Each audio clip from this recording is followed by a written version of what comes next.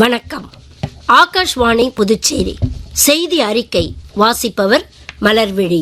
இந்தியாவின் தேசிய லட்சியங்கள் வேகமாக மாறிவரும் இன்றைய சூழலில் திறம்பட்ட முற்றிலும் மக்களை மையமாக கொண்ட அரசு நிர்வாகம் அவசியம் என்று பிரதமர் திரு நரேந்திர மோடி கூறியுள்ளார்.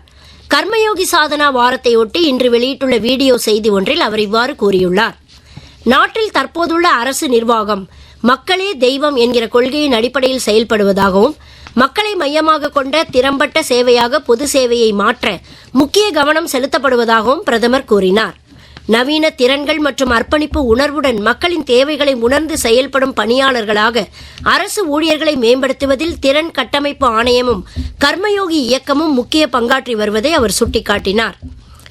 மக்களின் வாழ்க்கையை எளிதாக்கி வாழ்க்கை தரத்தை உயர்த்துவதே அரசு நிர்வாகத்தின் முக்கிய நோக்கமாக இருக்க வேண்டும் என்று பிரதமர் மேலும் கூறினார். பிரதமர் திரு நரேந்திர மோடி புதுச்சேரியில் தேசிய ஜனநாயக கூட்டணி வேட்பாளர்களுக்கு ஆதரவாக நாளை மாலை சாலை பவனி நடத்த இருக்கிறார். பிரதமரின் வருகையொட்டி புதுச்சேரியில் 1000க்கும் மேற்பட்ட போலீசாரும் தேர்தல் பணிக்காக வந்துள்ள துணை ராணுவ படையினரும் பாதுகாப்பு பணியில் ஈடுபடுத்தப்பட்டுள்ளனர். பிரதமரின் வருகையொட்டி புதுச்சேரியில் போக்குவரத்து மாற்றங்களும் அறிவிக்கப்பட்டுள்ளது. நாளை லாஸ்பேட்டை விமான நிலைய சாலை முதல் லதா ஸ்டீல் ஹவுஸ் சந்திப்பு வரையிலும், சிவாஜி சிலை சந்திப்பு முதல் ராஜீவ்காந்தி சதுக்கம் வரையிலும் அனைத்து கனரக மற்றும் இலகு ரக வாகனங்களுக்கும் தடை விதிக்கப்பட்டுள்ளது.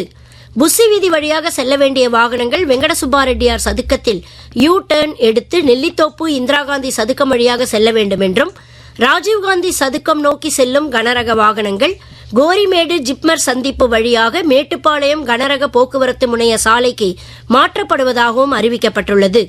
நிகழ்ச்சி நடைபெறும் பகுதிக்குள் கனரக வாகனங்கள் மற்றும் பேருந்துகள் அனுமதிக்கப்பட மாட்டாது என்றும், விவிஐபி பாதை மற்றும் நிகழ்ச்சி பகுதிகளில் வாகனங்களை நிறுத்தினால் கிரேன் மூலம் அகற்றப்படும் என்றும் போக்குவரத்து காவல்துறை அறிவித்துள்ளது. பெஸ்ட் புதுச்சேரியை உருவாக்கப் போவதாக பிரதமர் திரு நரேந்திர மோடி வாக்குறுதி அளித்த போதிலும் கடந்த 5 ஆண்டுகளில் புதுச்சேரி நாட்டிலேயே மிக மோசமாக நிர்வகிக்கப்படும் மாநிலமாகவே உருவெடுத்திருப்பதாக அகில இந்திய காங்கிரஸ் கமிட்டி பொதுச் செயலர் திரு முகுல் வாஸ்னிக் குற்றம் சாட்டியுள்ளார். இன்று புதுச்சேரியில் செய்தியாளர் கூட்டம் ஒன்றில் பேசுகையில் அவர் இவ்வாறு கூறினார். புதுச்சேரியில் பெண்களுக்கு பாதுகாப்பு இல்லை என்றும், மாணவர்களிடையே போதை பழக்கம் அதிகரித்து விட்டதாகவும், ஊழல், போலி மருந்து உற்பத்தி போன்ற பல பிரச்சனைகள் பெருகிவிட்டதாகவும் திரு முகுல் வாஸ்னிக் குற்றம் சாட்டினார். புதுச்சேரியில் சட்டமன்ற தேர்தலுக்கான காங்கிரஸ் கட்சியின் தேர்தல் அறிக்கையை கட்சித் தலைவர் திரு மல்லிகார்ஜுன கார்கே வரும் 4ஆம் தேதி வெளியிட இருப்பதாக பிரதேச காங்கிரஸ் தலைவர் திரு வைத்திலிங்கம் செய்தியாளர்களிடம் தெரிவித்தார். மூத்த காங்கிரஸ் தலைவர் திரு ராகுல் காந்தி வரும் 6ஆம் தேதி புதுச்சேரி யூனியன் பிரதேசத்தில் தேர்தல் பிரச்சாரம் மேற்கொள்ள இருப்பதாகவும் அவர் கூறினார். மார்க்சிய கம்யூனிஸ்ட் கட்சியின் மூத்த தலைவரும் மத்திய குழு உறுப்பினருமான திரு ஜி ராமகிருஷ்ணன் புதுச்சேரி சட்டமன்ற தேர்தலில் போட்டியிடும் இடதுசாரி கூட்டணி வேட்பாளர்களுக்கு ஆதரவாக இன்றும் நாளையும் தேர்தல் பிரச்சாரம் மேற்கொள்கிறார். இன்று மாலை லாஸ்பேட் மற்றும் உழவர்கரை தொகுதியிலும், நாளை திருபுவனை தொகுதியிலும் சிபிஐ மற்றும் சிபிஎம் வேட்பாளர்களுக்கு ஆதரவாக அவர் வாக்கு சேகரிப்பதாக சிபிஎம் செய்திக்குறிப்பு ஒன்றில் தெரிவிக்கப்பட்டுள்ளது.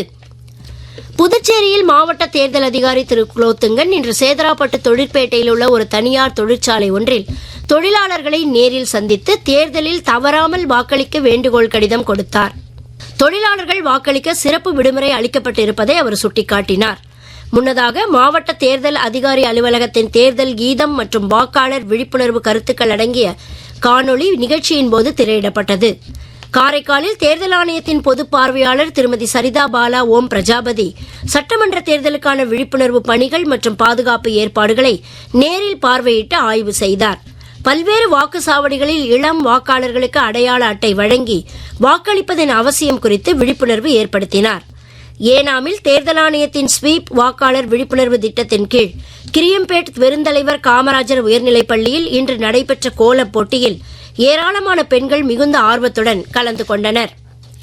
புதுச்சேரி யூனியன் பிரதேசத்தில் வரும் 9ஆம் தேதி வாக்குப்பதிவு முடியும் நேரமான மாலை 6 மணிக்கு முந்தைய 48 மணி நேரத்தில் வானொலி, தொலைக்காட்சி மற்றும் கேபிள் கட்டமைப்பில் ஒளிபரப்பாகும் எந்த ஒரு நிகழ்ச்சியிலும் எந்த ஒரு வேட்பாளர் அல்லது அரசியல் கட்சிக்கு சாதகமாகவோ தேர்தல் முடிவுகளை பாதிக்கும் வகையிலோ எந்த ஒரு உள்ளடக்கமும் இடம்பெறக்கூடாது என தேர்தல் ஆணையம் அறிவுறுத்தியுள்ளது. கருத்து கணிப்பு முடிவுகளுக்கும் இந்த உத்தரவு பொருந்தும் என அறிவிக்கப்பட்டுள்ளது. ஏப்ரல் 9ஆம் தேதி காலை 7 மணி முதல் ஏப்ரல் 29ஆம் தேதி மாலை 6:30 மணி வரையுள்ள காலகட்டத்தில் வாக்களித்து திரும்பும் வாக்காளர்களை அணுகி கருத்து கணிப்பு நடத்தவும் அதன் முடிவுகளை வெளியிடவும் அச்சு மற்றும் மின்னணு ஊடகங்களுக்கு தேர்தல் ஆணையம் தடை விதித்துள்ளது. இத்துடன் இந்த செய்தி அறிக்கை நிறைவு பெறுகிறது.